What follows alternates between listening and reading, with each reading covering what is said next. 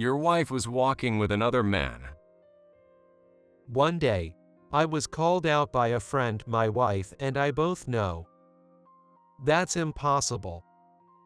After all, we had just celebrated our 5th wedding anniversary and were envied by everyone as a loving couple. I dismissed it as nonsense. But then, my friend showed me a photo he had taken on the spot. Looking at the image on his smartphone, I was stunned. The woman in the photo was clearly my wife, and the man next to her was, of all people, Greg, my boss at work. My name is Tom. I'm 35 and work at a real estate company. I met my wife, Karen, at a matchmaking party. Drawn to her modest and demure personality, I pursued her aggressively. It seemed like Karen finally gave in to my persistence, and that's how I secured our married life. I still want to enjoy our life together. When she said that, I really wanted kids, but I respected her wishes. She was working too, so we had some financial flexibility, and we chose to be dinks, a couple married without children. But just when I hoped that Karen's mind would change, I was confronted with a photo of her secret meeting. I put on a brave face in front of my friend, but I was overwhelmed by the reality before me. It took me a while to sort out my feelings, but I decided to get the photo from my friend. Then, when my wife returned from work, I confronted her about it. "What is this photo all about?" I intended to ask her very calmly, but negative emotions overflowed, and I ended up pressing her for answers. "What's this photo?" "It's a misunderstanding." I had hoped she would say something like that, but even when presented with evidence, she just kept silent. I lost my temper and shouted, "Karen, don't just stay quiet, say something." However, nothing changed. She remained silent as if affirming the affair. I had already prepared the divorce papers. I handed them to her, packed the bare minimum of work clothes and casual wear, and stormed out of the house. It's absurd that the person who was cheated on has to leave the home, but I couldn't do otherwise. Now that I think about it, I guess I was hoping that Karen would come after me. Forgive me, for I was wrong. If she said that, maybe we could start over as a couple. But contrary to my expectations, Karen didn't come after me at all. My male pride was already deeply wounded. In a rush, I had left home and ended up staying at my best friend's place that night. My best friend didn't ask any questions, and just let me sleep in a spare room quietly. I was grateful for the rest, but my mind was full of anger. So much that it felt like the ceiling was spinning. The man in the photo with Karen, my boss Greg, had been a benefactor to me for many years. And he and we were family friends. He had a very beautiful wife, Naomi, and I'm pretty sure they were dinks like us. We had even gone on barbecues and trips together, but to think that he would have a double affair with my wife. Tomorrow at work, I'm going to punch him. Lying in bed, I clenched my fists tightly. Unfortunately, the showdown with Greg was destined to remain a fantasy. The next day, an event so significant happened that it made all my anger seem like a farce. The following day, as I was getting ready to go to work, my phone rang shrilly with a call from an unknown number. I cringe and answer the phone when I receive a call from an unknown number. Is this Mr. Tom Sanders, husband of Mrs. Karen Sanders? Your wife was in a car that fell into the harbor. and she has been rescued but is in critical condition and unconscious. Please come to the emergency hospital immediately. What a shock from the hospital. Karen had been in an accident. I couldn't believe it, my knees shaking uncontrollably. Seeing my condition, my best friend got worried. He even took a half-day off work to drive me to the hospital. I barely made it on trembling legs, only to find that Karen had just passed away, as peacefully as if she were asleep. Overwhelmed by such an abrupt goodbye, I was too shocked to even cry. The last time I saw her was last night, looking downcast. I wished it was all just a nightmare, but I stood there frozen. Afterward, the nurse arranged for Karen's body to be prepared to be taken home. I sat in the waiting room, dizzy with grief, when someone else, apparently waiting for the same reason, sat next to me. Looking over, I was shocked to see it was Greg, utterly devastated. As I stood up abruptly, anger ignited within me. Why? We were living happily. If you hadn't pursued my wife, Karen might still be alive. Before I knew it, I was grabbing Greg by the shirt. I thought I might have gone mad. It's not what you think, Tom. Please listen to me. I should have told you this before it came to this. Greg was crying, tears of sorrow flowing. What do you mean, you bastard? I was so furious I could have strangled him, but Greg kept pleading with me to listen. Finally, I let go of him and heavily sat back down. Karen was gone.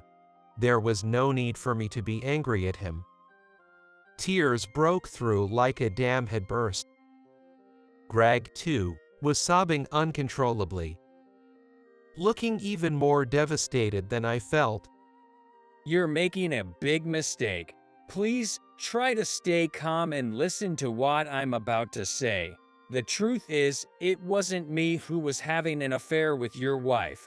It wasn't me. It was my wife who was involved with her. Honestly, I couldn't grasp what Greg was saying. Panic, I retorted. What are you talking about? Don't confuse me with weird stories at a time like this. Then Greg confronted me with an undeniable truth. I understand how you feel because I reacted the same way when I found out. But as hard as it is to believe, it's true. Because not only was your wife in the accident, but my wife died today too. My body wouldn't stop shaking. Even as he spoke, Greg's voice trembled with a mix of anger, regret, and sadness. Seeing him like this, all my anger towards Greg vanished. It turned out I was the only one who hadn't been told the truth. Unimaginable things had been happening without my knowledge. Apparently, Greg's wife, Naomi, had been in the same car as Karen.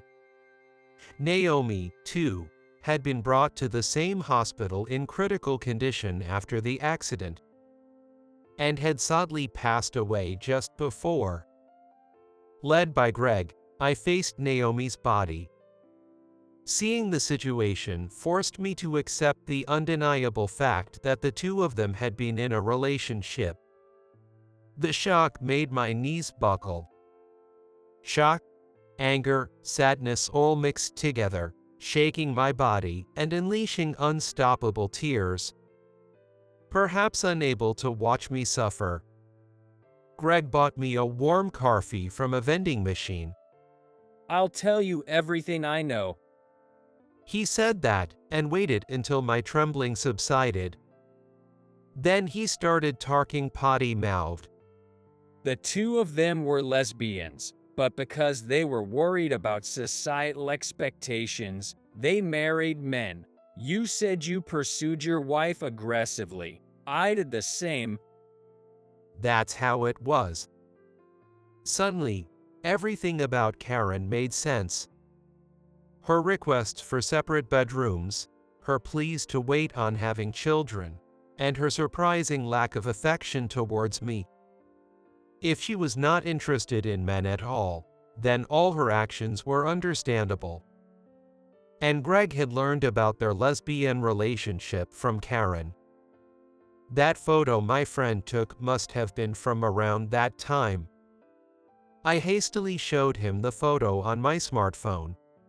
Yes, that's when I confronted them about their relationship, Greg continued.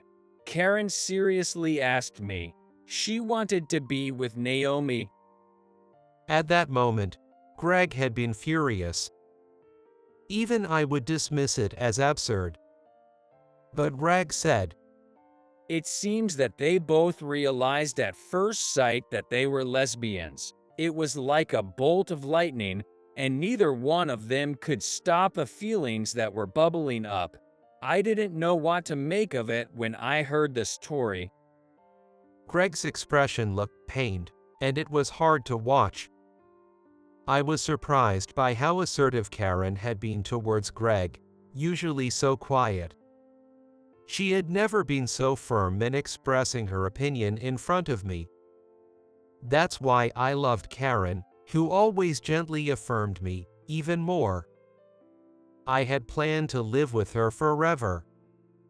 I was convinced of that. Karen must have really loved Naomi.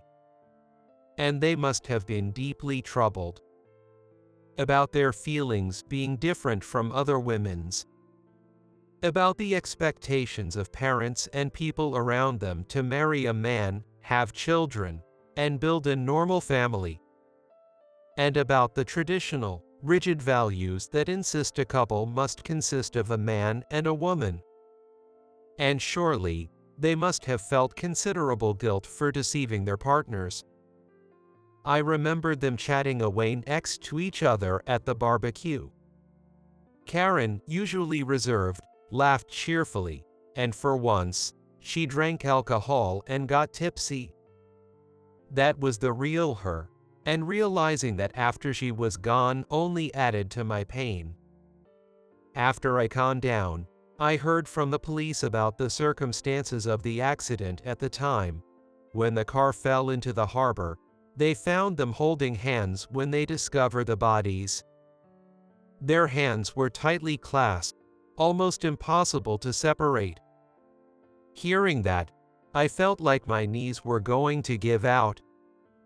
I was overwhelmed with the desire to apologize to Karen. I just kept yelling at her without trying to understand her feelings at all.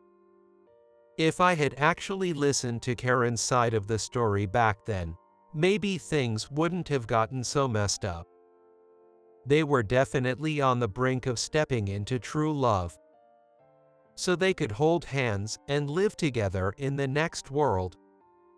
Once all the arrangements were done, I brought Karen's body home. After the contractors left, even though only a day had passed since I left, I never imagined the situation would become like this. I couldn't bear the almost insane situation anymore, and just as I was about to have a cup of coffee, I noticed a piece of paper and a bank book on the table. I gently flipped over the paper. It was a farewell letter from Karen to me. So Tom, I'm really sorry for making you mad today. I thought you wouldn't believe me even if I told you the truth, so all I could do was stay silent. Please let me confess at the very end. I've been dating Greg's wife, Naomi, for 2 years now. I know you probably won't believe me even if I say so. Honestly, I was confused at first about being attracted to Naomi. Since elementary school, I've never been interested in boy bands or boys themselves. I always felt more comfortable around girls or female seniors. I don't know why, but being around boys just scared me. As an adult, when I met you, Tom, and started dating you at the encouragement of people around us, I felt relieved by your passion for me and your willingness to listen without pressuring me. Our married life was peaceful and smooth until we met Naomi at a barbecue. I don't know why, but the moment I saw her, we couldn't take our eyes off each other. It felt like finding my soulmate, the one destined for me in this world. Naomi felt the same way. While we appeared to get along well with our spouses, we were thrilled to meet each other when alone. Even if people called it lesbianism, we couldn't turn back. In our situation where we couldn't confess to our partners, we were eventually exposed by Greg. Despite my strong plea not to break up with Naomi, I was surprised to finally be able to express my true self and opinions. But when you, Tom, also questioned me, I finally realized the seriousness of the situation. What Naomi and I were doing was considered double adultery and homosexuality, plunging our spouses into the depths of despair. After you left home, I talked to Naomi. I'm not dissatisfied with my husband. I don't want to hurt anyone or make anyone unhappy, but I want to live true to my feelings. While crying, we reached a decision. You must already know about this determination, Tom. I've been so happy living with you, Tom. But now, I want to pursue my own happiness with Naomi. So, as you read this letter, no matter how terrible the outcome, I should be happy. I'm sorry for being so selfish until the end. Tom, please be happy. Karen. I lay beside the cold Karen, alternating between reading her letter and crying my eyes out. Karen and Naomi's decision was a desperate gamble. Even if we had been informed beforehand, what could Tom and Greg, in our positions as spouses, have possibly done? Surely, the moment we heard, we would have panicked and tried to separate the two. And I'm sure they saw it all coming. Yo, nobody is at fault. They finally found happiness. 3 months after the shocking accident, Greg and I went together to visit their graves. He also had a letter from Naomi at home. Reading it, he felt the deep bond between them, something we couldn't understand. Greg and I talked it over and bought adjacent plots. It was our way of atoning, as spouses who couldn't understand them until this ending. I stood in front of Karen's grave and closed my eyes. The tears just wouldn't stop flowing. All I could think of were the happy memories with Karen. I thought I loved my wife more than anyone, but maybe she was suppressing her true self and was actually suffering. I'm sorry I didn't realize it when you were alive. I apologized silently as I lit the candle. I hope they are both living happily in heaven now. Greg and I said that, looking up at the sky, and smiled.